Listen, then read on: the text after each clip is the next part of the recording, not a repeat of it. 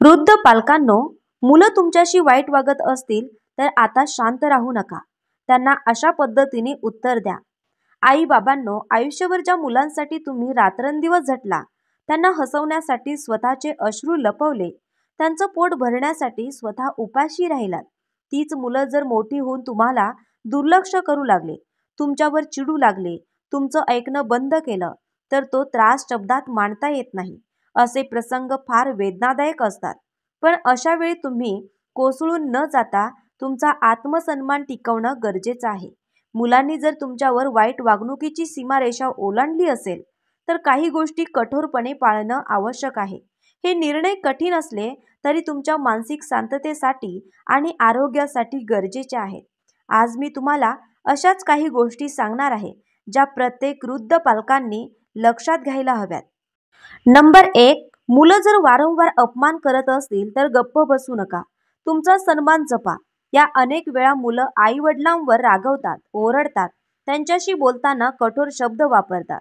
आई वडील मात्र काही बोलत नाहीत, शांत बसतात, कारण ते मुलांचा विचार करत असतात. पण असं गप्प बसणं चुकीचं ठरू शकतं. मुलांना वाटू लागतं की आई बाबांना काहीच वाटत नाही, म्हणून असं वागायला हरकत नाही. म्हणूनच अशा वेळी गप्प राहू नका. स्वतःचा अपमान सहन करू नका. शांतपणे पण ठामपणे सांगा, तुमचं असं बोलणं मला खूप दुःख देतं. तुम्ही त्यांचे आई वडील आहात, त्यामुळे तुमचा आदर होणं गरजेचं आहे. कोणत्याही नात्यात सन्मान असतो, तो कमी झाल्यास नातं तुटू शकतं. तुमचं मौन म्हणजे त्यांच्या चुकीच्या वागणुकीला परवानगी देणं नव्हे. म्हणून हक्काने पण प्रेमाने स्वतःच्या सन्मानासाठी बोलायला शिका. तोच तुमचा आत्मसन्मान आहे. नंबर 2, तुमचं आर्थिक स्वातंत्र्य जपा. ज्येष्ठ वयात आर्थिकदृष्ट्या दुसऱ्यावर अवलंबून राहणं खूप मोठा धोका असतो. मुलांना जर असं वाटू लागलं की आई वडील पूर्णपणे त्यांच्यावर अवलंबून आहेत, तर ते काही वेळा हे तुमच्यावर सत्ता गाजवण्यासाठी वापरतात. तुमच्या पेन्शन, मालमत्ता, बचतीवर स्वतःचा हक्क टिकवून ठेवा. सगळं नावावर देऊन मोकळं होणं हे अंधविश्वासासारखं आहे की पुढे सर्व काही सुरळीत होईल. पण वास्तव्य वेगळं असतं. जेवढं शक्य असेल तेवढं स्वावलंबी राहा. त्यामुळे तुमचं मत अधिक महत्त्वाचं ठरेल.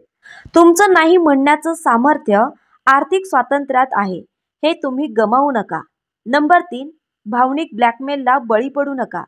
कधी कधी मुलं तुमच्या प्रेमाचा गैरफायदा घेतात. तुम्हीच नाही मदत केली तर कोण करेल असं बोलून तुमचं मन दुखावतात, किंवा तुमच्यामुळे माझं आयुष्य बिघडलं असा आरोप करतात. अशा भावनिक त्रासाला बळी पडू नका. तुम्ही तुमचं कर्तव्य पूर्ण केलं आहे आणि चांगलं केलं आहे. आज तुम्हाला शांतता आणि सन्मानात जगण्याचा पूर्ण अधिकार आहे. कोणीही तुम्हाला चुकीची भावना देऊ शकत नाही. प्रेम दाखवणं वेगळं आणि त्याचा वापर करून दुःख देणं वेगळं असतं. हे समजून घ्या आणि सजग व्हा.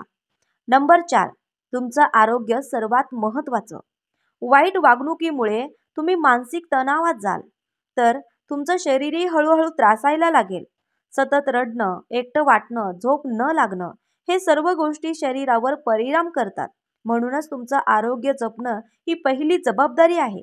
नियमित तपासणी, व्यायाम, शांत झोप हे सगळं तुम्ही स्वतःसाठी करा. कोणी नाही विचारलं तरी चालेल, पण स्वतःकडे दुर्लक्ष करू नका. तुमचं शरीर आणि मन हे तुमचं सर्वात मोठं साथीदार आहेत. ते तुमच्यासोबत आयुष्यभर आहेत.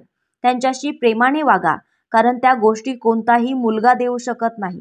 नंबर 5, आत्मसन्मान जपण्यासाठी गरजेचं अंतर ठेवा. जर मुलांचं वागणं अत्यंत दुःखदायक असेल आणि सुधारण्याची शक्यता नसेल तर थोडं दूर राहणं गरजेचं आहे. तुम्ही घरात राहा, पण भावनिक अंतर ठेवा.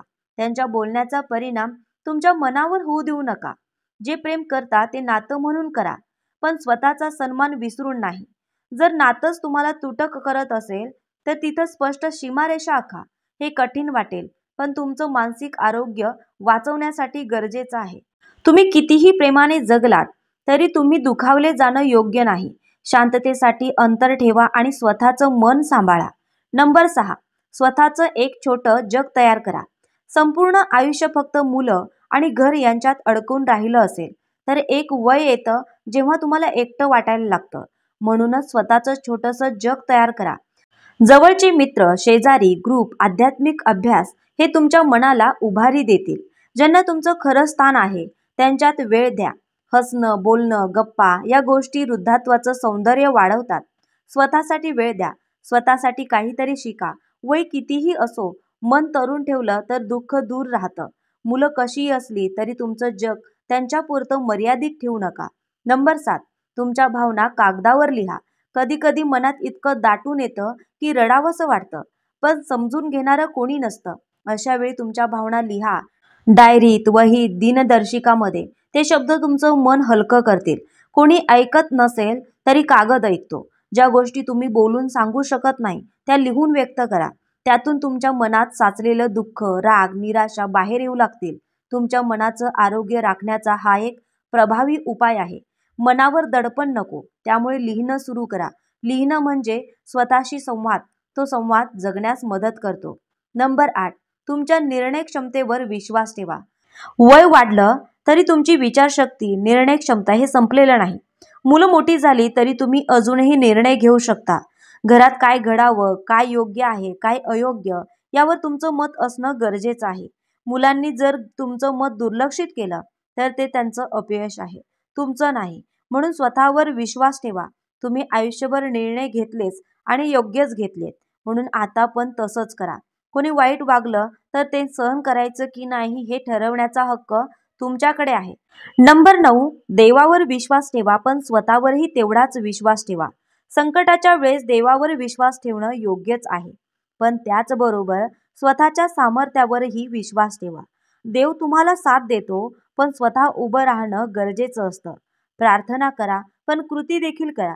मुलं चुकीचं वागत असतील तर देवाला ताकद मागा की माझं मन खंबीर राहू दे.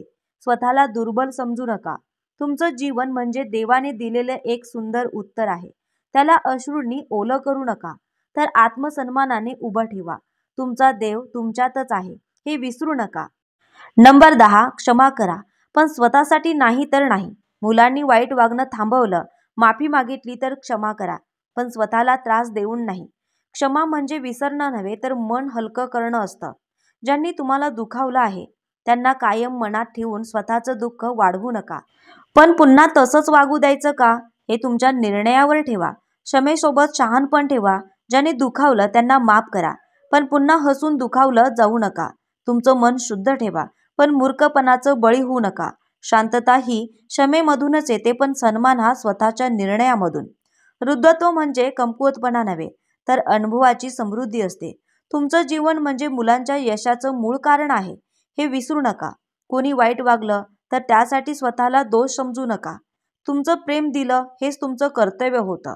आता वेळ आहे स्वतःसाठी जगण्याची, शांततेने, सन्मानाने आणि स्वाभिमानाने. मुलांनी समजून घेतलं तर उत्तम, नाहीतर देव समजून घेईल. पण तुम्ही स्वतःला विसरू नका. आई बाबा होणं एक आशीर्वाद आहे, पण स्वतःचं अस्तित्व जपणं हेही तितकंच पवित्र आहे. तुमचं मन, तुमचं आरोग्य आणि तुमचा आत्मसन्मान हे तुमचं खरं आयुष्य आहे.